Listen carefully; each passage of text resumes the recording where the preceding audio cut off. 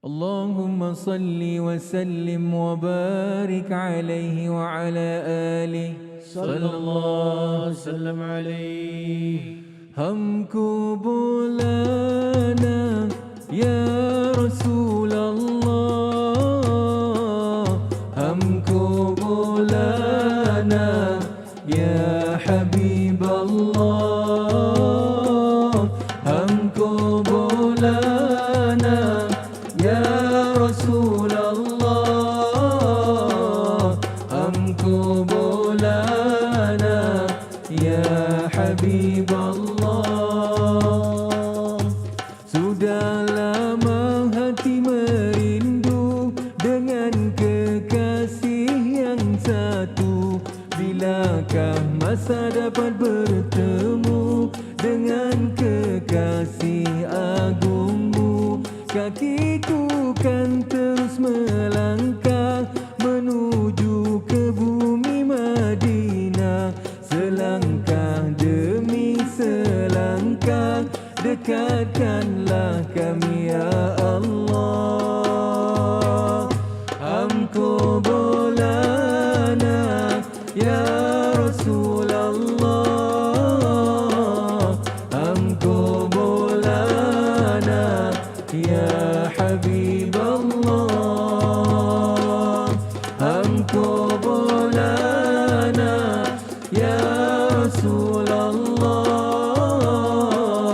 hamko bolana ya Habib Allah. Moga ziarahku disambut, hatiku ingin terus merebut ganjaran yang telah disebut oleh baginda yang lemah lembut. Barang siapa yang ziarah rumah baginda di Madinah, walau selepas baginda wafat, bagai semasa Nabi hayat. Hamko bolana ya Rasulullah, hamko bolana ya Habib Allah, hamko bolana ya Rasulullah, hamko bolana ya Habib Allah. Jauh benar ku terpisah dengan Nabi di Madinah. Jangankan ku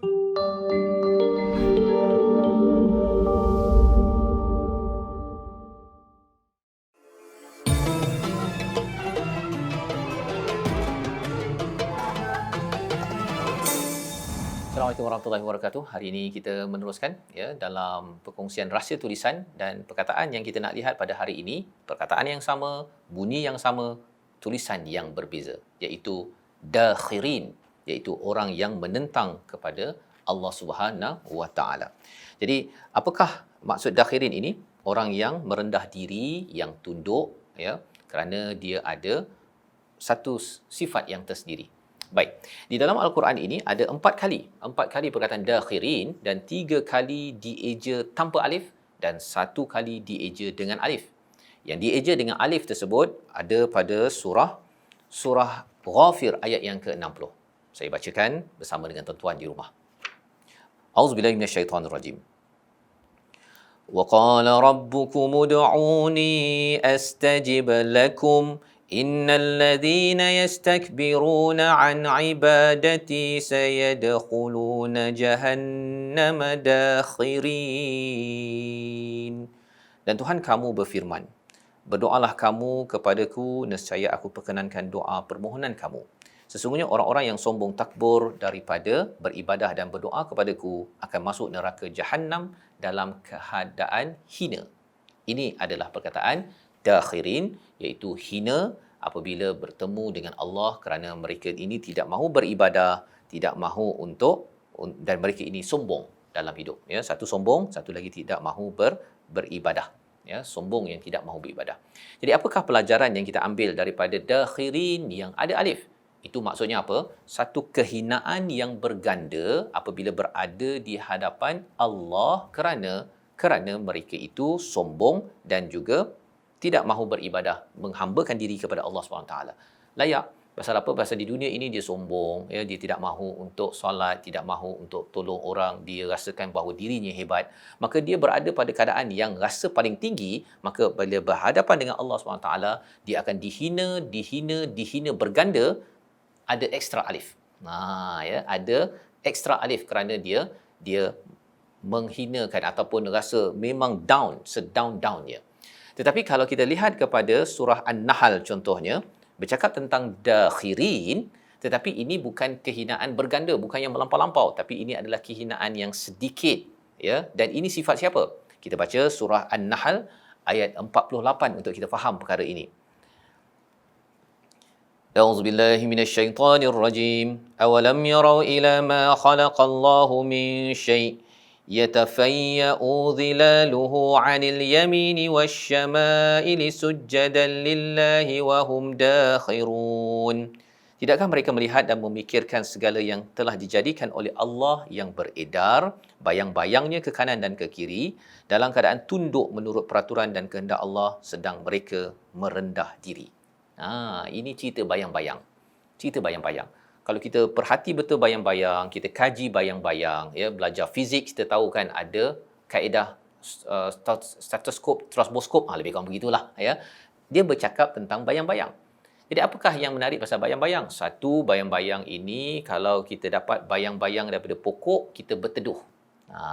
Kalau orang nak bina bangunan, dia kena semak dekat mana nanti waktu matahari akan naik turun agar apa? Agar dapat bayang-bayang, akhirnya rumah tak jadi panas. Jadi bayang-bayang ini adalah kajian yang sampai pada tahap nak menentukan waktu solat. Asalnya ialah kalau katakan satu tiang itu sama panjang ataupun lebih panjang, maksudnya sudah masuk waktu asar. Bayang-bayang amat penting. Bayang-bayang amat penting, dan siapa yang menciptakannya adalah Allah Subhanahu Wa Taala. Allah yang menjadikan khalaqallahu min syai' yatafayya'u dhilaluhu, bayang-bayang, ya. Baik. Jadi di hujung itu Allah menyatakan wahum dakhirun. Wahum dakhirun itu mereka menghinakan diri, mereka merendah diri, tapi kali ini adalah sifat orang-orang yang beriman. Ya, orang beriman ini dia rasa rendah diri, ya Allah, dengan bayang-bayang pun aku dah kalah dah. Kan? Aku dah tak dapat kontrol dah. Mana boleh kita kontrol bayang-bayang? Kan? Kalau kita ada lampu sendiri, bolehlah kita kawal bayang-bayang. Tapi kalau matahari, kalau dah keluar bayang-bayang tersebut, kalau kita rasa tak puas hati bayang-bayang ni ada dekat sini, saya park juga dekat tempat yang panas, lantak. Panaslah waktu itu. Kan? Nak ceritanya apa? Seorang yang beriman bila melihat perkara ini, dia akan rasa rendah diri, menghina diri, betapa kerdilnya saya. Tapi kerdil ini bukanlah kerdil yang melampau-lampau. Ya, bukan satu penghinaan yang negatif, tapi kerdil yang positif malah. Dan di sini perkataannya apa? Dakhirun, tanpa alif. Jadi kalau kerdil yang sedikit tanpa alif, kalau kerdil yang melampau-lampau, dihina sehina-sehinanya, itu dengan alif. Itulah yang kita tengok pada surah Ghafir ayat 60 sebentar tadi. Pelajarannya apa? Pelajarannya adalah kita melihat ayat sebentar tadi, kita melihat kepada ciptaan Allah, kita sepatutnya menjadi dakhirin di dunia agar jangan sampai menjadi orang yang sombong, tidak mahu beribadah pada Allah, akhirnya dakhirin dengan alif bila sampai di akhirat nanti. Allahu a'lam, rahsia tulisan.